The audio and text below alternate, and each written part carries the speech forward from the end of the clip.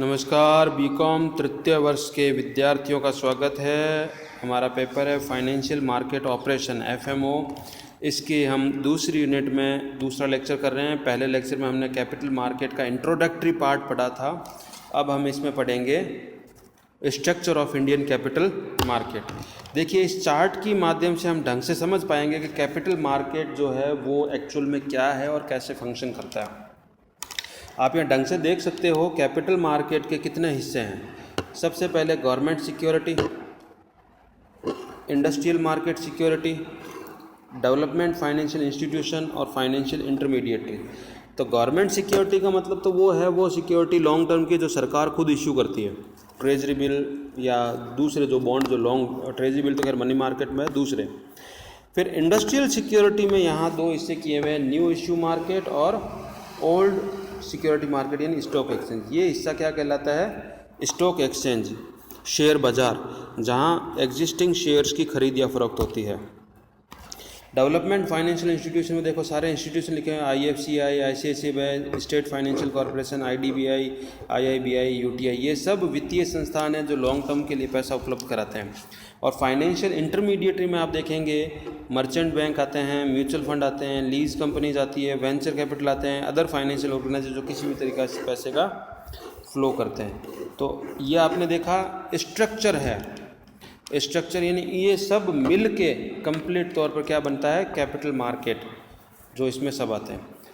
आज हम ज़्यादातर चार्ट से ही पढ़ेंगे। दूसरा है कैपिटल मार्केट के इंस्ट्रूमेंट कौन कौन से हैं। तो अगर आप इंस्ट्रूमेंट की बात करो तो यहाँ ढंग से समझाया है टाइप ऑफ कैपिटल। पहले तो है प्योर इंस्ट्रूमेंट। प्योर इंस्ट्रूमेंट मतलब जो इसके बेसिक इंस्ट्रूमेंट है जिसमें कोई चेंजेस नहीं किएंगे, वो प्योर इंस्ट्रूमेंट है। तो इसमें क्या है? Equity shares, preferential shares, bonds and debenture, ये प्योर कहलाते हैं। ये वो हैं जो शुरू से चल रहे हैं और बहुत प्रचलित थे।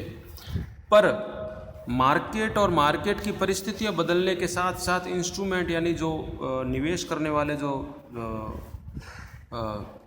सिक्योरिटीज़ है उनमें भी परिवर्तन करना पड़ा। तो वो कहलाई हाइब्रिड। जैसे अब नाम से देखो, ये लिखा हुआ है इंस्ट्रूमेंट विद मिक्स्ड कैरेक्टर। क्या लिखा है? Instrument with mixed character. तो कन्वर्टेबल शेयर्स, देखो इसमें शेयर्स हैं या कन्वर्टेबल शेयर्स है। कन्वर्टेबल शेयर्स का मतलब वो शेयर्स हो गए जो एक फिक्स टाइम पीरियड के बाद में कन्वर्ट किए जा सकते हैं। किस में? किसी दूसरे मोड में, चाहे वो बॉन्ड हो, चाहे वो डिबेंचर हो या दूसरा टाइप हो। फिर कन्वर्टेबल डिबेंचर। कन्वर्टेबल डिबेंचर इसी की तरह जो बाद में इक्विटी या दूसरे किसी मोड में बदला जा सके। और इंस्ट्रूमेंट विद वारंट्स। वारंट्स क्या होता है? It's a group of shares जो एक अलग तरह की ज़रूरत जो कंपनीज़ की होती है, जो एक साथ वारंट खरीदते हैं, वो एक शेयर नहीं है, वो कई शेयर्स का एक ग्रुप है। और फिर तीसरा प्रकार है डेरिवेटिव। डेरिवेटिव क्या होता है? वो सिक्योरिटी जो एक्चुअल में सिक्योरिटी नहीं है, वो किसी दूसरी सिक्योरिटी के आधार पर जिसकी वैल्यू डिसाइड की जाती है, वो कहलाती है derivative. Derivative means which derive it's value from underlying asset. तो ये भी जो लेटेस्ट मार्केट की ज़रूरतों को या रिस्क फैक्टर को देखते हुए नए नए इंस्ट्रूमेंट इशू किए गए कैपिटल मार्केट में। भारत में डेरिवेटिव सेगमेंट लगभग 2004 या 6 में शुरू हुआ था, 2004 में, उससे पहले नहीं था। और डेरिवेटिव लेटेस्ट है जो मार्केट में रिस्क को कंट्रोल करने के लिए काम में आता है। फिर अब है कैपिटल मार्केट। इस चार्ट से आप ये समझ पाओगे कैपिटल मार्केट एक्चुअल में स्ट्रक्चर यानी फंक्शन कैसे करता है। तो फंक्शन में आप गौर करके देखो तो इसने क्या समझाया? इसने समझाया ये इन्वेस्टर है यानी निवेशक है। अब वो आप, मैं, कंपनी कोई भी हो सकता है, ठीक है। इधर एक कंपनी है जिसको पैसा चाहिए और ये इसने समझाया है पूरा मार्केट, कैपिटल मार्केट। अब देखो सबसे पहले यहाँ से शुरू करो, लेफ्ट हैंड साइड नीचे से। ये क्या है? Retail investor. रिटेल इन्वेस्टर मतलब अपन लोग, या इंस्टीट्यूशनल इन्वेस्टर यानी बड़ी बड़ी फाइनेंशियल इंस्टीट्यूशंस, इनके पास पैसा है। यानी ये दोनों क्या है? निवेशक। निवेशक है तो क्या करेगी? या तो प्राइमरी मार्केट में पैसा लगाएगी या सेकेंडरी मार्केट में पैसा लगाएगी। तो अगर प्राइमरी मार्केट में पैसा लगाया है तो सिक्योरिटी इसके पास आएगी, पैसा यहाँ चला जाएगा। सेकेंडरी मार्केट में भी क्या होगा? सिक्योरिटी आएगी और जाएगी। सिक्योरिटी आप बेचोगे और पैसा आएगा, या सिक्योरिटी खरीदोगे तो पैसा जाएगा।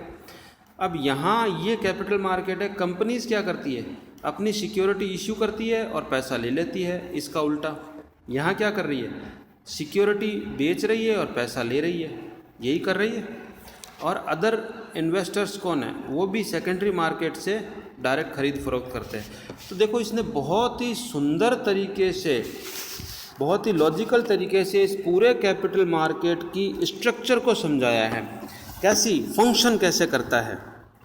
ठीक है, अगला है, इसमें मोटे तौर पर तो हम कैपिटल मार्केट के सारे पार्ट कर चुके हैं, तो इसमें मुझे ये बस बीच में एक समझाना था।